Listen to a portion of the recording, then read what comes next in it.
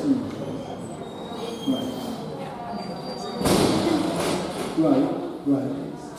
Okay, so, okay, great. That'd be good. Thank you. I think we have a complimentary portfolio with the European television. You're right here. Thank you very much. Oh, I'm a member. Last name is Dizozza, Dizozza. Did you lose your card? Yeah, I left it at home. Sorry. How do you spell it? You said D. Yeah, Dizozza. For the Robert Frank. Yes. That's upstairs. All right, thank you. This room upstairs. Straight that way. So you have it. Hey, the police came by. They said there were two criminals out there moving around the construction hoardings. And they're like looking at me, and I was like, a guy went in there. You better get him. Oh, okay, thank you. I'm going to join. I'm going to see you upstairs. Oh, great. Okay, see you there. What's your name? I'm Peter. Marty, Hi. Peter. Marty. Nice to meet you. Yeah, it's a You good, too. good thing to be a member of. Yeah, definitely. I was thinking because I go by here every day. Excellent. And I finally got around to it because of you. Oh, okay, well, thank you. How about that? Gift, hi. Or is it open or no? Is it open yet? Or? I don't think so. The reception for the members? Yes. No, I don't think so. Thank you.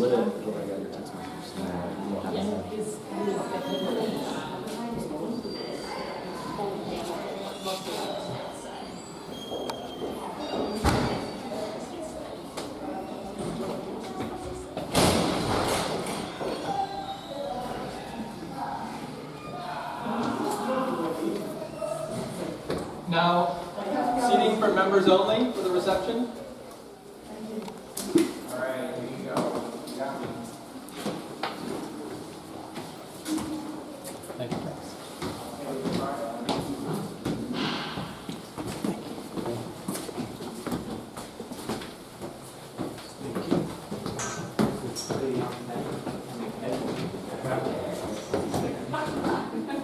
Nobody. Never seen her in my life.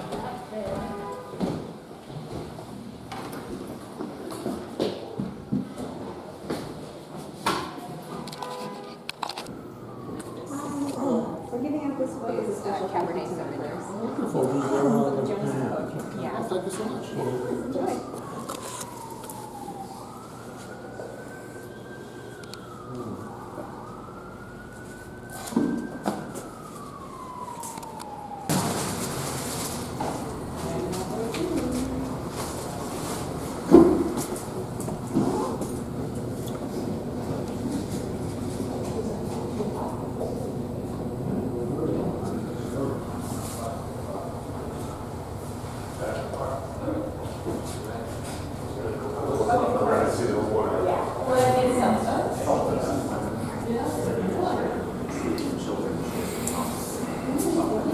Got some international publicity. Can I videotape it? Sure. Oh, okay, good. So Ted, because Lithuania is very much a part of the Anthology Film Archives. Good. Well, I worked in Vilna, and we actually had an event where we introduced for the first time bagels in Vilna. I still call it Vilna because that's the Russian Jewish pronunciation. Oh, does it have a different name now, too? Or? Well, they call it Vilneus, which is the word for it in Lithuania, in Lithuania. But we found somebody that would bake bagels for us, and we had somebody make some cream cheese, and we had an event, and it made some international publicity because, Vilna was the Jerusalem of the East. It was the Baltic headquarters of Jewish learning for many years, but they were killed by the Nazis. They didn't do well under the Russians either. Oh, so when you went, it was under the Russians, I guess. No, it was an independent country. But there were refugees. Why were there refugees needing to leave or to go Well, there? from Belarus. Oh, to go there. They're coming from Belarus too. Yeah, because a lot of Wow. people were getting out of Belarus if they possibly could. Was it a crossover or was that the destination? No, that was the destination from the people from Belarus. Have you been back there to see how they're doing? No, well, it was only a few years ago that I was there. Oh, But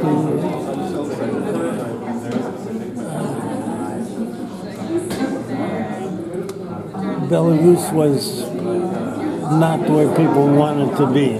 Belarus is very dangerous, and it was relatively easy to escape to Lithuania. They call it Lithuania Vilneus. I still call it Vilna. But so there were universities and a lot of things there for the Belarusians. and the language is so similar, or do they learn Lithuanian? You know, how different are the languages? Well, they don't learn Lithuanian. They spoke Russian primarily because, you see, now in all the countries of the former Soviet Union, Russian is a dying language. People are learning English. Oh, But when it was the Soviet Union, they all had to learn Russian. All the schools were in Russian, so everybody had to learn to speak Russian. But now, they don't. Everybody wants to learn English. but the primary language in Lithuania is its own unique, like Czechoslovakia. You know, what is the What? language in Lithuania? It's Lithuanian, Litvak. Like a Litvak. Well, I mean, that's what we call it in Russian. But it's Lithuanian. That's why, as I say, Vilneus is what they call Vilna in Lithuania. Yeah. But, Well, it's amazing. So, and that's their destination. How many people would go to Vilneus? I don't know the numbers. You see, I couldn't go to Belarus because I was known as a reformer for Lithuania. So it would have been very dangerous for me to go to Belarus. So I've never been there. I don't know anything about it. Well, But you know, it's Belarus. It just means white Russian in English. Bela is white. is white? Yeah, it means white. Oh, which is not what I'm thinking. It's the beautiful Russia. Belarus, Yeah, the drink, the white Russian. yeah. Oh, okay. I didn't realize it. I'm just going to ask for the Belarus. Yeah. So And it became that after the Soviet Union dissolved. well, see, if you're an American with an American education of our generation, we use the term Russia and the term Soviet Union as sort of the same thing, but they weren't the same thing at all. The actual Russians, the Kievan Rus, were a minority in the Soviet Union. Oh, because there's so many other countries being connected to it? Well, I don't know if you could call them countries. Country is a sort of a Western term. There were groups and areas that, for example, what we call Ukraine is Ukraina in Russian. That means borderland. Oh, And, that's all it means? Yeah.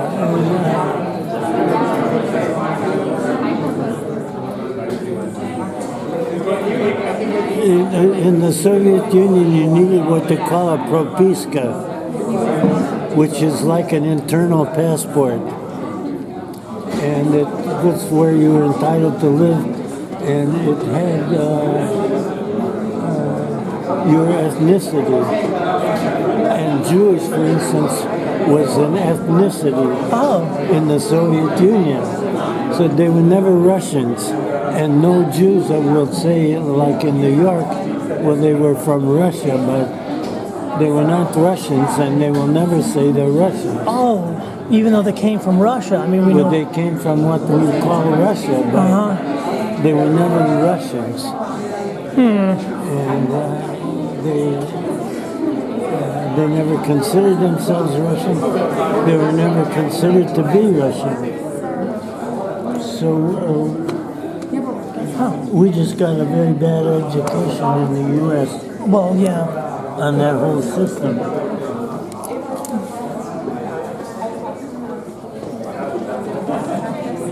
The language is, and the idea that Eastern Orthodox somehow became part, like Greece and Byzantium went into Russia as I think of it as the principal language, and the connections with Greece. Like, why is Russia connected so with Greek?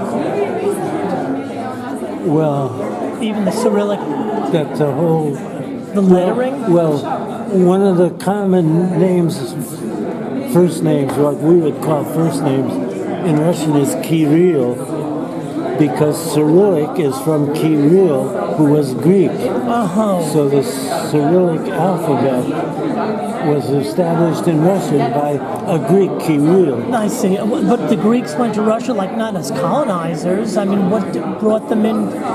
Or who knows? That's another history lesson. Yeah, I don't know that.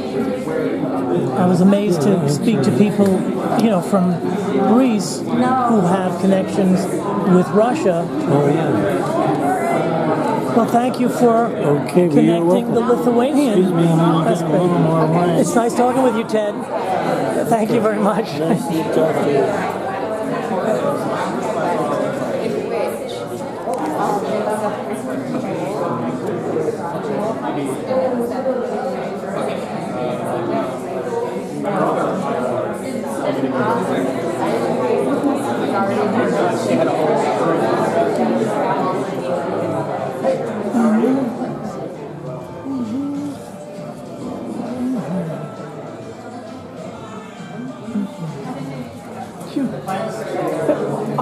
Excuse me.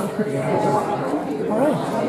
I'm getting a little history of Lithuania from somebody who has been there. Is that really what you're doing there? That's what he was telling us about. Yeah, he was talking about being in... Is that who is he the author of the book? No, Jonas is from Lithuania, though, and so his story would be about Lithuania. Yes, okay. Well, we'll see. Okay, I'm going to try. Celebrate our 30th anniversary here in this building, in the Second Avenue Courthouse.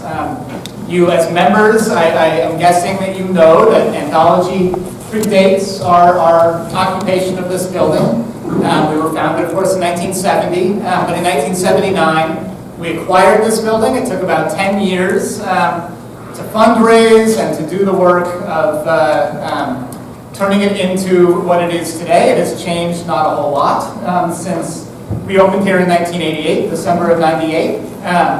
It, of course, as I think you know, we're working very hard to institute a larger change than we've had here for many years. We're hoping in the next calendar year to build an extra floor on top of Anthology, to expand primarily the spaces for our collections, for the library, for the film archive.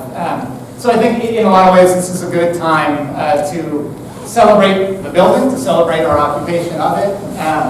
And in order to do so, we've put together this program, which, about five years ago when we had our 25th anniversary, we did a program where we basically showed a selection of the films of various kinds that were filmed here in the courthouse building, which includes things like a segment of Shaved Elbows, the Robert Downey film Shaved Elbows, Robert Frank's Candy Mountain. If you haven't seen that movie recently, you should take a look at it again. It starts with kind of an amazing shot where they enter, one of the protagonists enters the building, walks right up the stairs, ends up in this room. There have been a lot of interesting films filmed here. But partly because we did that 5 years ago, we wanted to do something a little bit different here. So we're going to show the first Coffee and Cigarettes, which was in that program 5 years ago, which was filmed right outside in the lobby, the upstairs lobby. But we also decided to do something a little different and to show this Robert Frank piece, C'est Vrai, or 1 Hour, which is really more about the neighborhood. I think you do glimpse the building at one point from the outside, but it's basically a 1 hour unbroken video shot of the neighborhood, walking and at times driving around our neat neighborhood. 1990, so it's kind of an amazing, almost virtual reality tour of this neighborhood in 1990. So I'm really happy to show it. It's also just an extraordinary piece. A lot of very interesting people show up, a little bit of a mix of documentary and fiction.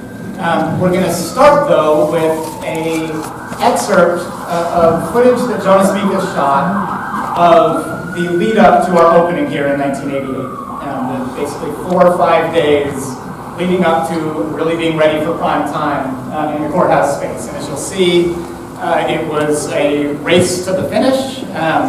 And even when people finally started showing up for the opening night, there was still a lot of work being done. So we're going to start with basically about a 9-minute excerpt of footage that Jonas shot of that lead up, which I think if you know this building well, which I assume you do, will be really interesting.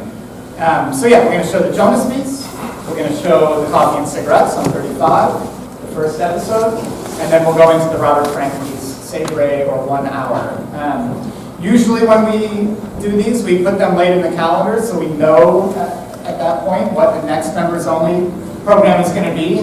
This one we moved up, of course, so that it would it doesn't coincide, but so it would be close to our actual, the date of the opening here at Anthology the 2nd Avenue Courthouse. So I don't know what the next one will be, but it'll be great. It'll be somewhere on the end of the March calendar, and you should stay tuned and come back for that. Thank you so much for being members of Anthology. And Break. It's a courthouse.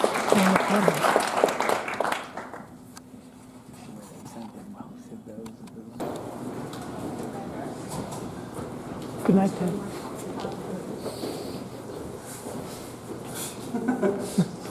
How did he do that? Did he have people in the subway already?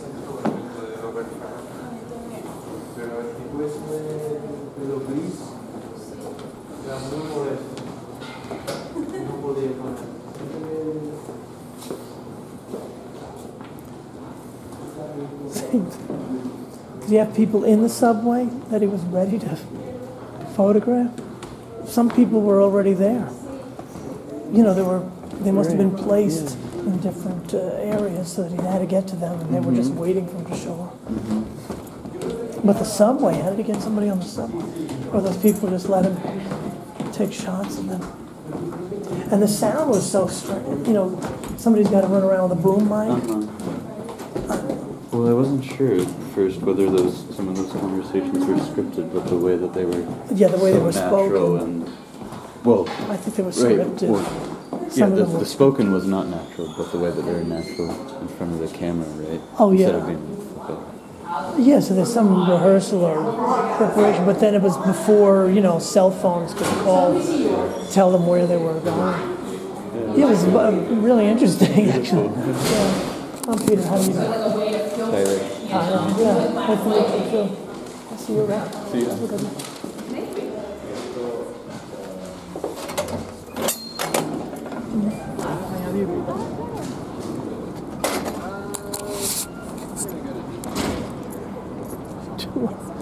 Right, we'll just keep going with the movie. Good night. Está acá.